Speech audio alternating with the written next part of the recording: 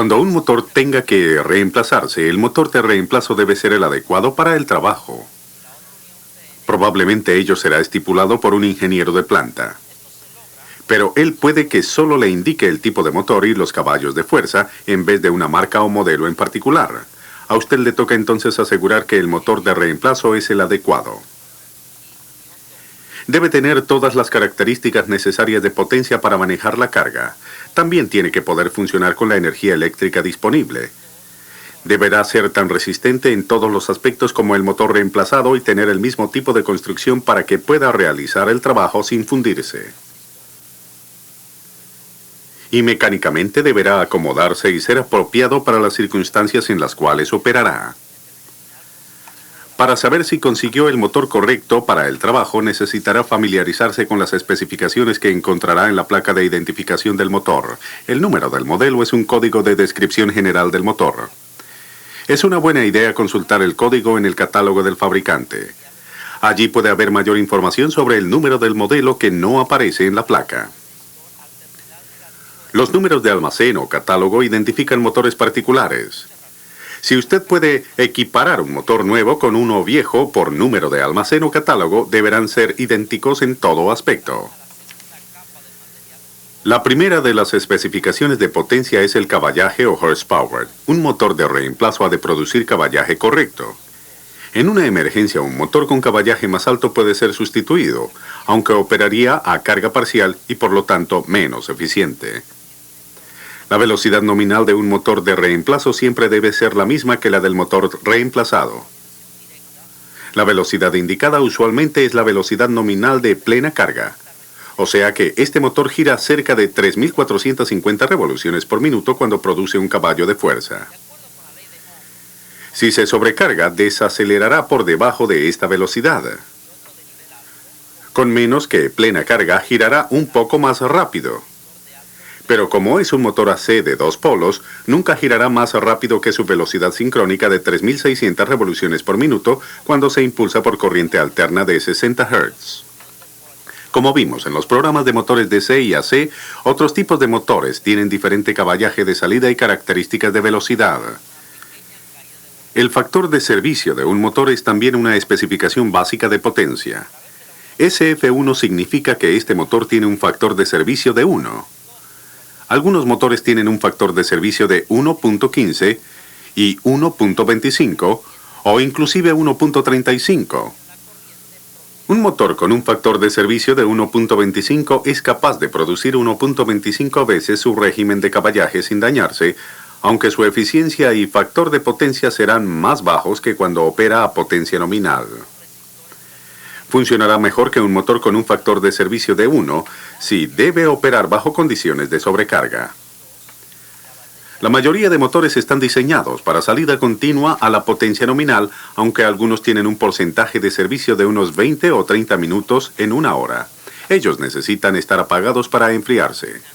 No use un motor clasificado para servicio intermitente donde vaya a trabajar continuamente con plena carga. Las especificaciones eléctricas de entrada incluyen el suministro de voltaje. Cualquier motor de reemplazo debe ser adecuado para el voltaje disponible. Este es un motor de 2 voltajes que puede operar con 115 o 230 voltios.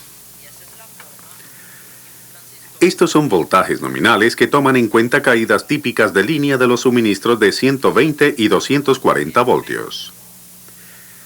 El voltaje real del motor deberá estar dentro del 10% del voltaje indicado en la placa. Un motor especificado para 230 o 220 voltios también puede estar aprobado para funcionar con un suministro de 208 voltios. Si no lo es, no lo conecte al suministro de 208 voltios, aunque estos se encuentren justo dentro del 10% del límite. El voltaje real del motor podría caer por debajo de este voltaje por lo menos parte del tiempo. Use un motor con un voltaje nominal de 200 voltios y su suministro es de 208 voltios. PH1 significa que este motor está diseñado para corriente alterna de fase sencilla. Las probabilidades son de que la mayoría de los motores más grandes en su planta son impulsados con corriente alterna trifásica. Un motor monofásico puede ser conectado entre dos alambres de un sistema trifásico si el voltaje es el correcto. Pero sin convertidores especiales no hay forma de conectar un motor trifásico a corriente de fase sencilla. Este motor está especificado para corriente alterna de 60 Hz. Algunos motores de 60 Hz no debieran operar con 50 Hz o viceversa. Otros sí, pero recuerde que la velocidad, el consumo de corriente y el caballaje disponible serán diferentes. La letra A en esta placa señala el amperaje de plena carga. Esta es la corriente que el motor consumirá de cada línea de fuerza cuando produce su potencia de salida nominal. La corriente más alta corresponde cuando el motor es conectado al más bajo de los dos voltajes registrados. Si un motor de reemplazo consume menos corriente que el anterior, puede ser uno de los modelos nuevos de alta eficiencia. La placa probablemente lo indicará en alguna parte o puede ser uno de los datos que está codificado en el número del modelo. El amperaje de plena carga o FLA determina la protección de sobrecarga necesaria. Si el motor de reemplazo tiene una clasificación FLA más baja, deberá colocar los disyuntores de sobrecarga para disparar a una corriente más baja para evitar que el motor se funda. Si está reemplazando un motor con otro que consume más corriente, coloque los disyuntores para que disparen a una corriente más alta. Puede que además necesite instalar equipo de arranque más grande, conductores y fusibles o disyuntores con más alta capacidad nominal de corriente. Esta placa no especifica un artículo que algunas veces es muy importante: el amperaje del rotor trancado o LRA. O sea, la corriente que consumirá un motor durante el arranque y cuando esté atascado o parado. El LRA probablemente sea de 2,5 a 10 veces la corriente de plena carga. Los disyuntores o fusibles deberán poder manejar dicha corriente. La placa, no obstante, registra una letra de código H. En la tabla de códigos en su guía de estudio encontrará que un motor de código H consumirá de 6.3 a 7.1 kilovoltios amperios por caballo de fuerza en la parada o en el arranque. Para calcular el LRA, multiplique el alcance de la letra de código por el caballaje y divida por el suministro de voltaje en kilovoltios. Supongamos que el motor está conectado a 115 voltios, que es .115 kilovoltios. Como este es un motor de un caballo, el LRA está entre 6.3 y 7.1 multiplicado por 1 y dividido por .115. En otras palabras, el LRA será entre 55 y 62 amperios.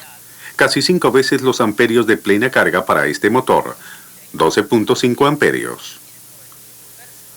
Un motor de reemplazo con una letra de código más alta en el alfabeto que la original puede que haga explotar los fusibles o disparar los disyuntores, particularmente si tiene que arrancar una carga de inercia alta, la cual cobra velocidad lentamente. Ahora, aun cuando el motor es adecuado para la fuerza eléctrica disponible y es capaz de producir el caballaje y la velocidad debida, no durará mucho si no está fabricado para las condiciones en que opera. La temperatura de operación es de particular importancia.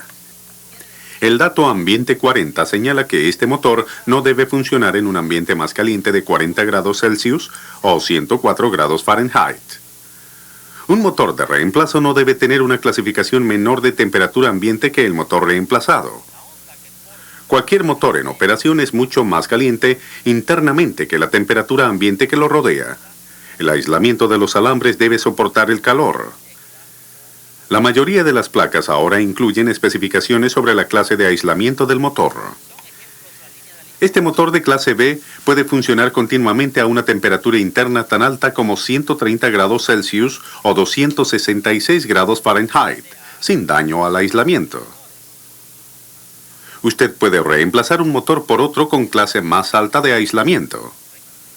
En otras palabras, puede utilizar un motor de clase F en lugar de uno con aislamiento de clase B. Pero no al contrario.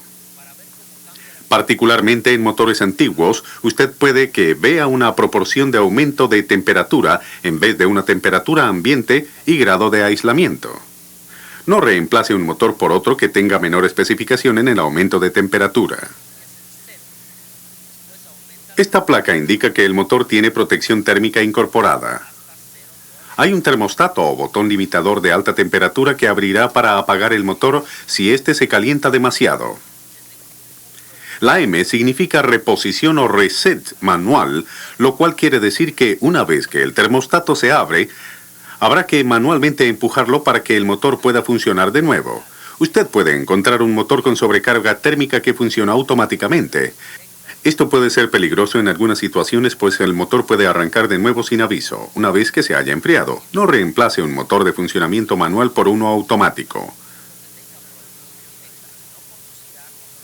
Carcasa abierta es la especificación del fabricante para indicar el tipo de cubierta del motor.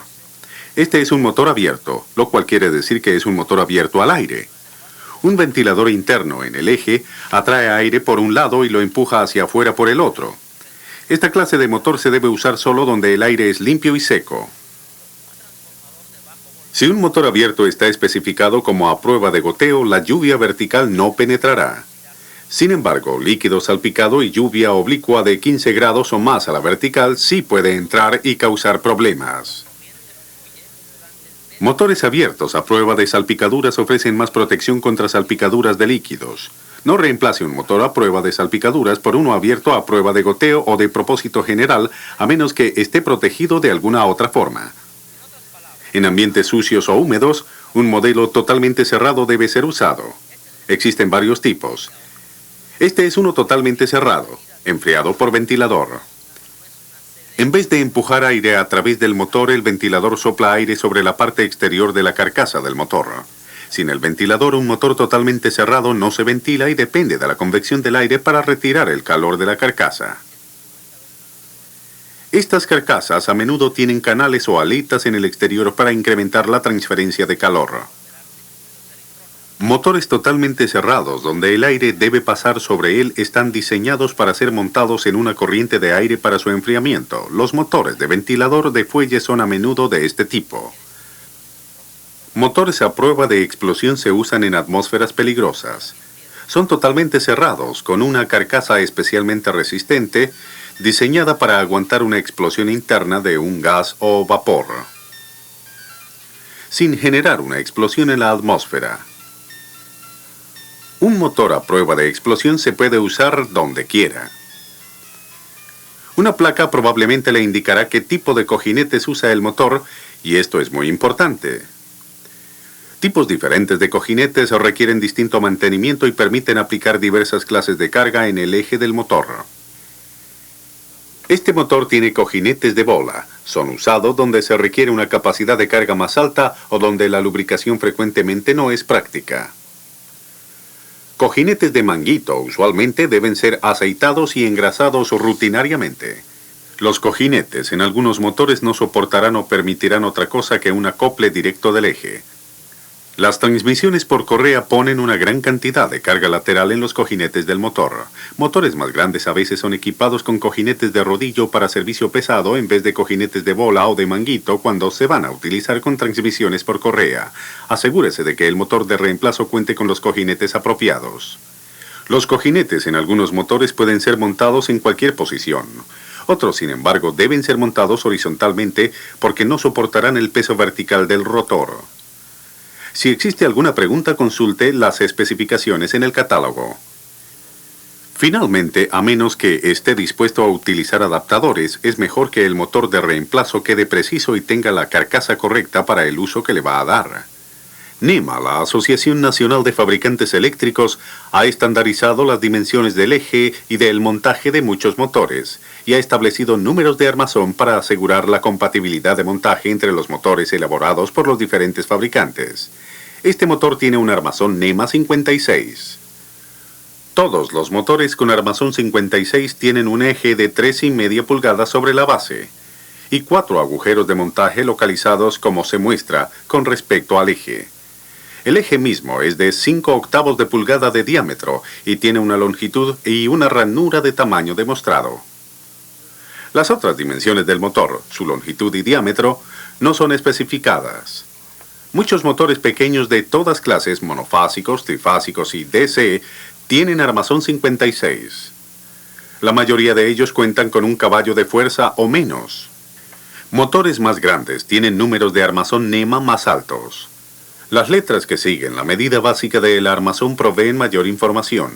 T se refiere al nuevo estándar NEMA adoptado en 1964. El estándar anterior cuenta con una U después del número de armazón. C quiere decir que el motor es adecuado para montarlo directamente a un componente. Puede o no tener un soporte de pie. Los motores de cara C son muy comunes en muchos tamaños de armazón. Otros ejes especiales, bridas de montaje o dimensiones son indicados por otras letras. Z quiere decir que el eje de alguna manera no es estándar. En este caso significa que es un eje de doble terminal. Su guía de estudio contiene una lista explicativa de lo que significan las otras letras. Bien, una placa puede darle una gran cantidad de información sobre un motor, pero a menudo omite algo muy fundamental.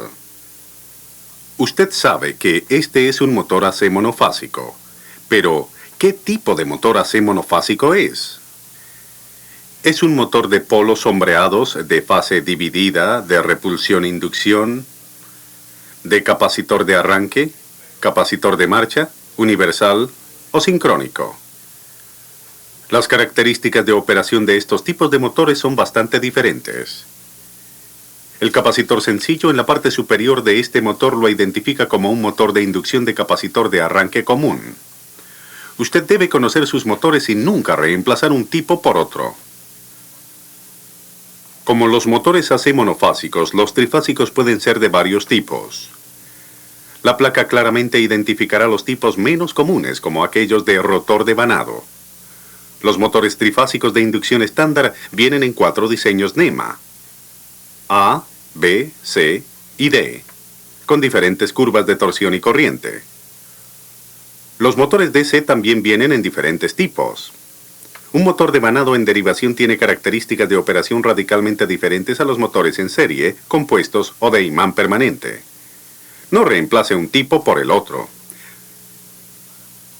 A menudo los motores DC son equiparados con sus controles y deben ser reemplazados con el mismo motor del mismo fabricante para que trabajen bien. Ahora, una vez esté seguro de que el motor de reemplazo es el correcto, necesita instalarlo correctamente. Asegúrese de que el circuito de potencia esté cerrado y bloqueado antes de tocar cualquier cable. Conectar las líneas de energía al motor apropiadamente es crítico. Una adecuada conexión a tierra, ya sea por medio de un alambre a tierra o por el conducto, es muy importante para la seguridad. Usualmente hay un diagrama en la placa o en el tablero de terminales que especifica las conexiones para diferentes voltajes, velocidades y dirección de rotación. Asegúrese de aislar las puntas de los alambres sin utilización.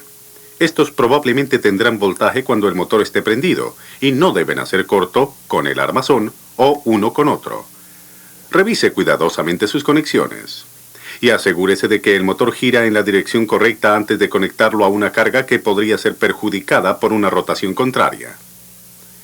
Siga el procedimiento de alineación adecuado para evitar vibraciones y cargas excesivas en los cojinetes del motor.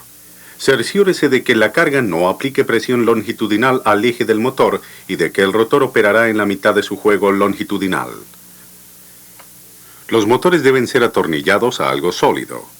Las fallas en los cojinetes y en el aislamiento se presentan más pronto en motores que vibran o que se sacuden. Utilice tornillos adecuados y ajústelos correctamente. Las correas de transmisión deben estar debidamente alineadas. Mantenga las poleas acanaladas tan cerca del motor como sea posible sin que interfieran con el juego longitudinal del eje. Si es necesario, reajuste los disyuntores de sobrecarga para el motor nuevo y entonces anote la corriente en la línea y el voltaje al motor durante el arranque y luego cuando esté funcionando bajo su carga normal. Deje que el motor opere lo suficiente para asegurarse que los interruptores de circuito o las sobrecargas no se disparen y que no se esté recalentando. Si usted ha instalado el motor correcto para el trabajo y ha hecho su trabajo debidamente, las probabilidades son excelentes de que el motor nuevo durará mucho tiempo. Por tanto, asegúrese de que la aplicación y el motor que usted está instalando corresponda.